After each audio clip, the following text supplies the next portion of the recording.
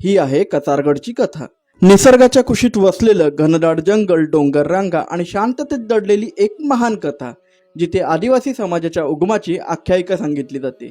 गोंदिया जिल्ह्यातील सालेकसा तालुक्यात दरवर्षी कोया पुणेव पौर्णिमेला भरते कचारगड यात्रा। दरवर्षी तब्बल 18 राज्यातून लाखो आदिवासी बांधव येथे एकत्र येतात आपल्या आराध्य दैवत पारी कोपार लिंगो यांचे दर्शन घेण्यासाठी। 5 दिवस चालणाऱ्या या यात्रेमध्ये फक्त पूजा नाही तर संस्कृती जिवंत ठेवणारे उपक्रम चालतात, ज्यात रोटी बेटी व्यवहार, समाज संवाद आणि विविध राज्याचे पारंपरिक नृत्य यांचा समावेश आहे।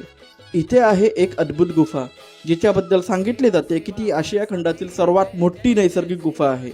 एकाच वेळी जवळपास 5000 भाविक दर्शन घेऊ शकतात आणि अशी आख्यायिका आहे की याच गुफेतून आदिवासी समाजाचा उगम झाला।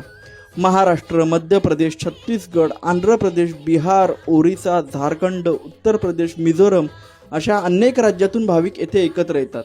भाषा वेगळी असते, पोशाख वेगळे असतात, पण श्रद्धा मात्र एकच असते। कचारगड ही फक्त यात्रा नाही, ती आहे संस्कृतीची जपणूक, श्रद्धेचा उत्सव आणि एकतेचा सोहळा, जिथे हजारो हात एकत्र जोडले जातात आणि परंपरा पुढच्या पिढीकडे सोपवली जाते। हीच आहे कचारगड यात्रा।